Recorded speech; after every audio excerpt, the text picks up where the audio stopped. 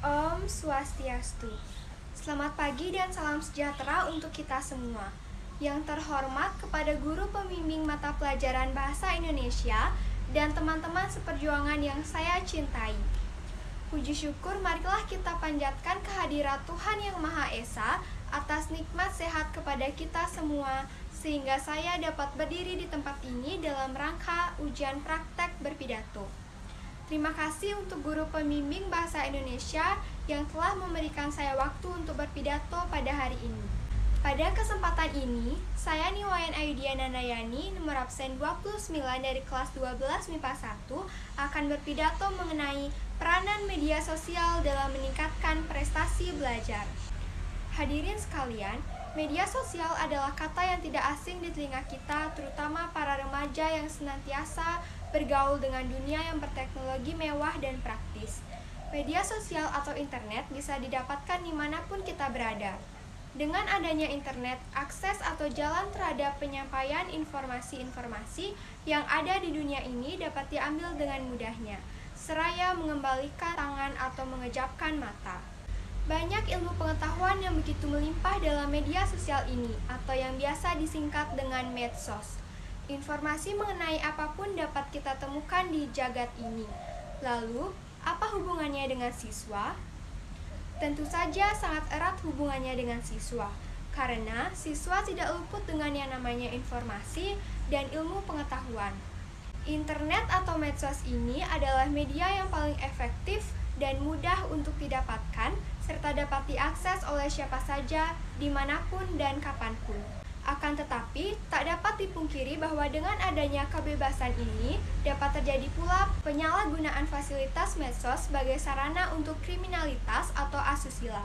Siswa yang baru mengenal internet biasanya menggunakan fasilitas ini untuk mencari hal-hal yang aneh seperti gambar-gambar yang tidak senonoh atau video-video lainnya yang bersifat asusila yang dapat mempengaruhi jiwa dan kepribadian dari siswa itu sendiri. Sehingga siswa bisa terpengaruh dan mengganggu konsentrasinya terhadap proses pembelajaran di sekolah. Namun demikian, tidak semua siswa melakukan hal yang demikian. Hanya segelintir siswa-siswa yang usil saja yang mungkin melakukannya karena kurang memiliki rasa tanggung jawab terhadap diri sendiri dan sekitarnya. Di sisi lain, pada umumnya internet digunakan oleh setiap siswa untuk mencari atau mendapatkan informasi yang berhubungan dengan materi pelajaran yang ia terima di sekolah.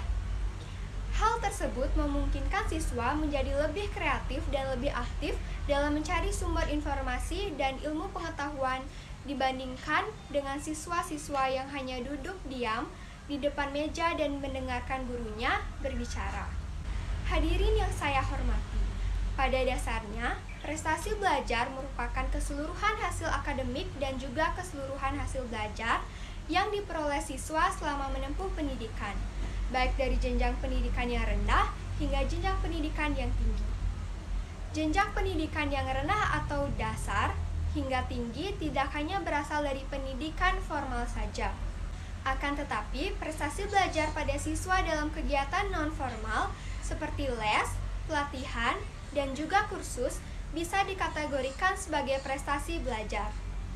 Internet atau media sosial memang secara nyata memberikan peran yang sangat signifikan dalam meningkatkan prestasi belajar siswa.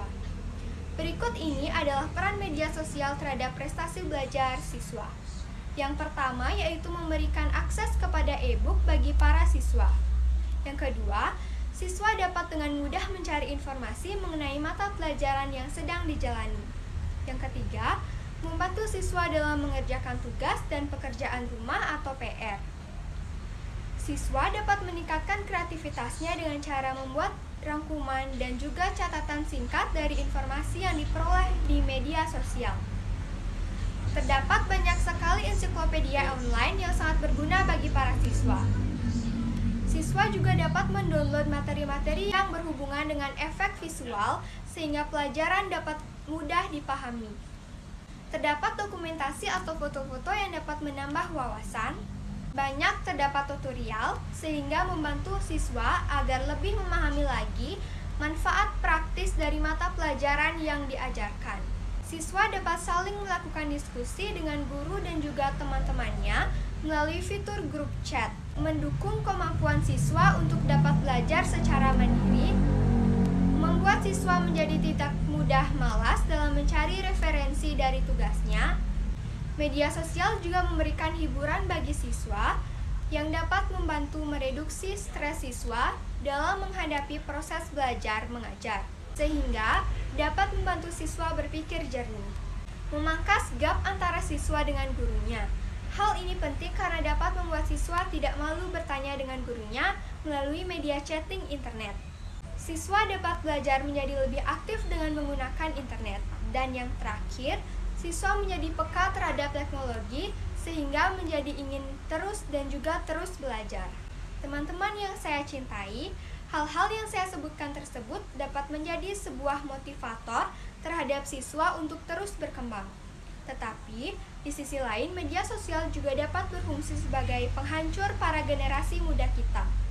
Maka dari itu, alangkah baiknya jika kita bisa dengan bijak menggunakan fasilitas ini dengan sebaik-baiknya dalam hal yang positif demi kemajuan diri dan pribadi kita. Selaku remaja, kita semua harus dapat menguasai teknologi yang sedang berlari kencang pada era ini. Karena dengan demikian pun akan ikut berlari menyongsong masa depan. Sekian yang dapat saya sampaikan. Bila ada kata yang kurang berkenan di hati para hadirin, saya mohon maaf yang sebesar-besarnya. Kebaikan datang dari Tuhan Yang Maha Esa, dan kesalahan datang dari saya selaku manusia biasa yang tidak luput dari lupa, salah, dan dosa. Demikian kiranya, dan akhir kata saya haturkan terima kasih. Om Santi Santi Santi Om.